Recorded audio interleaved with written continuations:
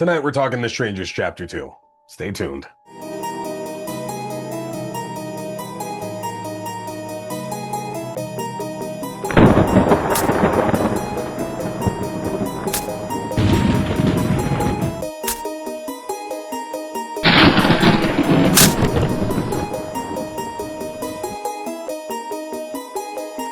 What's going on, everybody? Welcome to the show. I appreciate you tuning in for another brand new review. Tonight in movie reviews, we are talking The Strangers Chapter 2. Yes, y'all, it is that time. We finally are getting around to this one, and we have to get through it here. I know some of you out there are fans of this franchise, so of course, we are going to make our way through it here. But of course, before we get there, please make sure you're hitting that follow button, hit that subscribe button, no matter where you are tuning in to catch this review. We got a lot of great horror content on the channel right now. A lot of really fun stuff coming up, including my trips to Lexington, Kentucky for Scarefest 2025, and my trip to Las Vegas for Universal Horror Unleashed coming very, very soon. You do not want to miss that. Hit the subscribe button, folks.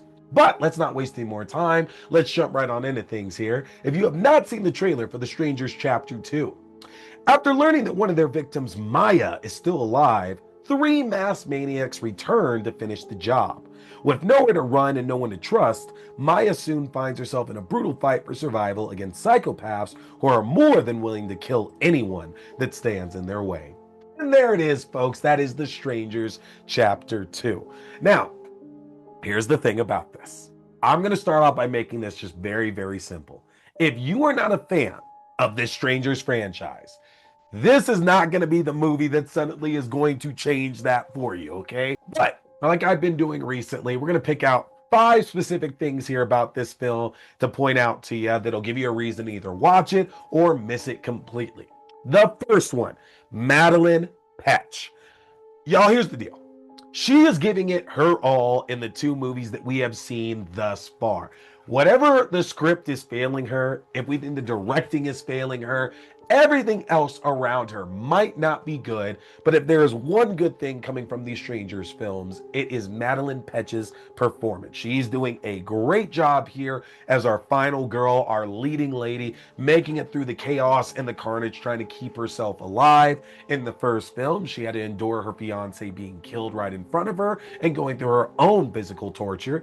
Here in this second film, she's now fighting to stay alive and continually on the run from these people that want her dead. She has no idea who to trust, and it actually was a pretty damn good spot of acting by her to see that desperation, to see that absolute insanity of not being able to trust anyone. Doesn't matter who has shown up to help her, who says they're a friend, who says they're not going to harm her. She can't get the events that happened the previous night out of her head, and you see that in every single ounce of her performance here in this film. If there's one thing you have to take away from this movie that really does a good job, it's her performance. That is the saving grace of these 2 films thus far, I would say.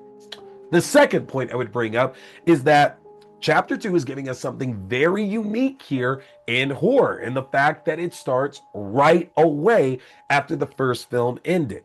Now, y'all are likely familiar with the most famous horror sequel and horror franchise that did that as well decades earlier in Halloween. Halloween 2, which is one of my favorite films in that franchise and one of my favorite horror sequels, picks up immediately after the original film ends.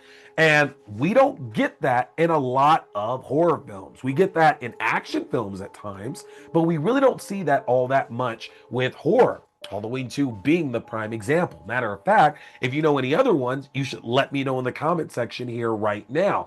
But that uniqueness and the fact that it picks up right away, I enjoy that because for better or for worse, if you're checking this movie out, you already know the story of that first movie. You don't need to catch up with this. Here in this second film, Maya is just trying to escape. That is literally the only plot here, is that the strangers realize that Maya is still alive. We get confirmation that this is not a situation where it's just three of them doing this, and that it's very likely that the entire town is implicated in whatever this dark secret is, but we don't know to what extent it is yet here. But the strangers are trying to track down and kill Maya, whether it be a case of they don't want her getting out and sharing her story to the authorities outside of this town, whether it's a case of they just like it's a ritual they have to complete.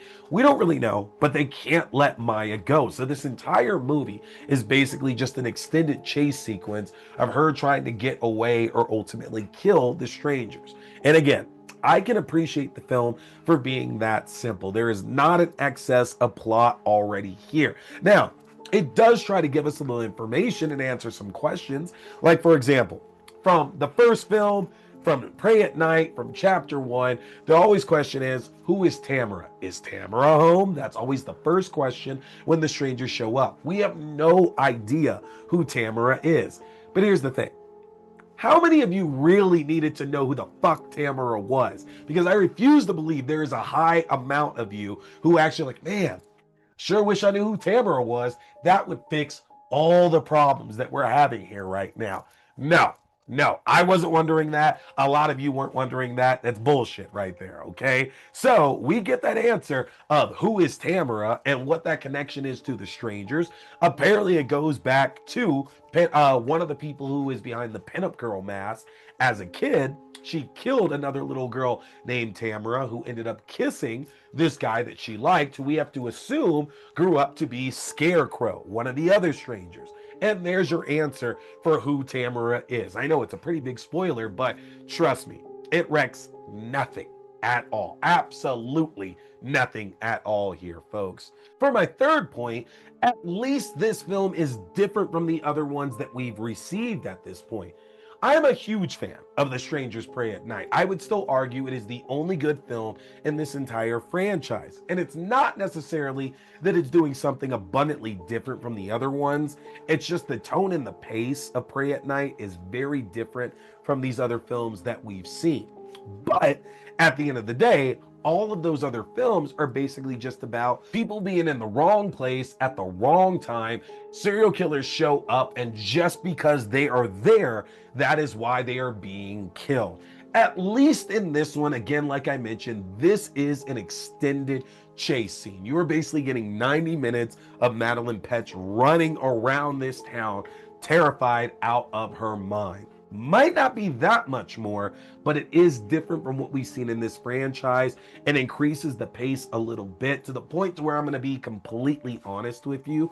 I would likely rank this after Pray at Night as being my second favorite in the franchise, just because of the pace at which it moves in this case here. I think for a lot of you, regardless of all the bad stuff that's going around, and it is deserved here in this case for sure, I do feel that some of you who are looking for at least something interesting about it will enjoy the fast pace that Chapter 2 definitely takes. My fourth point here, at least Renny Harlin didn't write it. If you are like me, you likely grew up on a lot of Renny Harlin films, honestly. This guy has been doing things for so long. We're talking Nightmare on Elm Street 4. We're talking Die Hard 2. We're talking Cliffhanger, Cutthroat Island, The Long Kiss Goodnight, Deep Blue Sea, Driven, Mindhunters. The list keeps going on.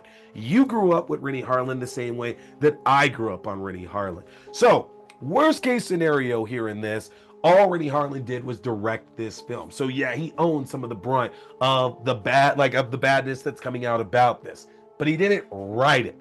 And because of that, I can still be hopeful that when the Strangers trilogy is beyond us, he can get back to doing more horror films, or at least more fun action films that'll kind of wash off the stink here of this Strangers trilogy. And that actually ties into my last point, which is the third film is already shot.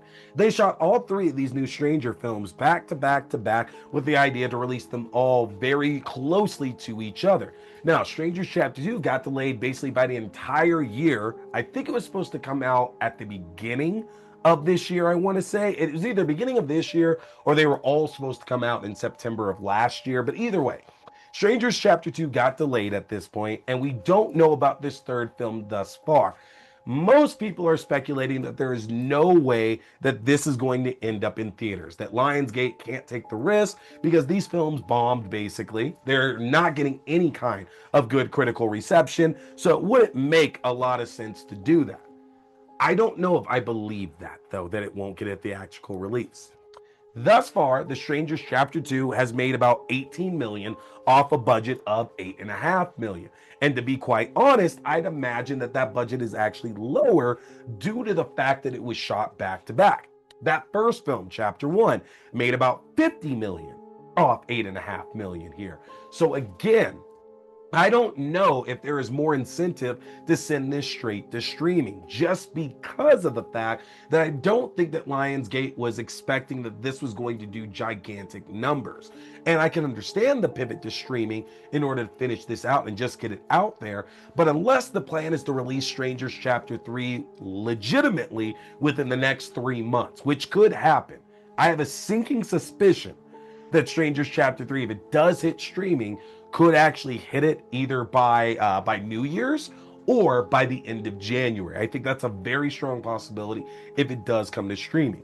If it doesn't, I think Chapter 3 is probably coming out in the spring then to theaters because I am not convinced for the low amount that these movies were made, I'm not convinced that it doesn't make sense to just go ahead and put it into theaters because 8.5 million, if we're saying that's the budget for the first film and the second film, that means the third film has to also be 8.5 or it has to be less as well. And if that's the case, then I can't see a reason why Lionsgate wouldn't put it out there because all they have to do is find a random weekend to where there aren't any other big releases out. And this could very likely make 8 million in a weekend and they could be happy with it. So I think it's still going to get a theatrical release. Whether or not it actually deserves that is a completely separate story.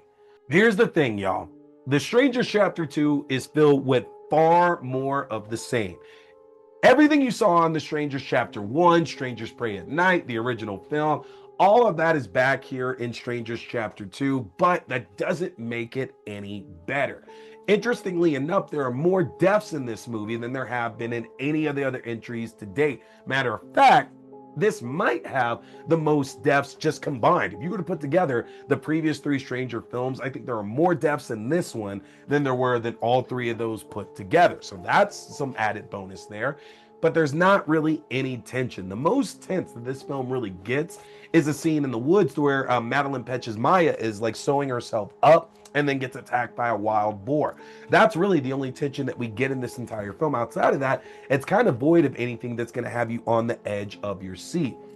And while they do explain, again, who is Tamara and try to start filling in some of their backstories of how the town's involved, what they're covering up, all these things, it's just not interesting enough, y'all. Now, here's the thing. I can't give The Strangers a 1 star because there was stuff in here that I was entertained by. And like I said, I do think that this is a better film than The Strangers Chapter 1. This is honestly, I think, the second best film in the franchise, which isn't saying much because there's a quality drop off from Pray at Night to everything else here. But at the end of the day, I was entertained. So that means I got to revisit my the score I gave The Strangers Chapter 1. This ultimately means that Strangers Chapter 2 is going to get a 2 out of 5 stars here. It's not good. Let's be clear about that. It's not good. But if you've liked what you've seen thus far in Strangers Chapter 1, if you want something just a little bit different than what this franchise has brought to us, and if the idea of a 90-minute chase scene, kind of like Halloween 2, actually like impresses you, it's something that you're intrigued by, then there's a reason to check this one out. You can check it out for yourself right now, folks, as it is available for rent and purchase on most digital platforms right now. Go watch it, get back to me, let me know if I'm off my rocker here. Because again, I'm not debating it's bad. I'm just not saying it's as bad as everybody else is out there saying it is. So I'm curious what y'all think. Let me know in the comment section. And of course, get subscribed to my link tree, which you can do by going to linktr.ee/T Scary Movie. If you get subscribed to my link tree, that's going to give you access to the YouTube page for the video versions of the show, your favorite podcasting platforms for the audio only versions of the show, my Letterboxd page for written reviews and movie rankings through the year, my TikTok page for short horror content including movie news, movie premieres, and movie reviews, my Twitch page for horror gaming, including Phasmophobia, and my Fangoria shop page. You can enjoy a 20% discount off anything in the Fangoria shop. Take advantage of that, y'all. Hit that subscribe button here so you can stay on top of everything I coming out here for you. We got reviews coming very soon here for you for The Long Walk, Street Trash, the original Toxic Avenger, and we're going to very soon start talking Welcome to Derry, the Talamasca, the Creep Tape Season 2. A lot of good stuff coming up I do not want y'all to miss, but that is going to do it for me tonight, y'all. I appreciate you tuning in. My name is T. We'll be talking scary movies. Stay scared.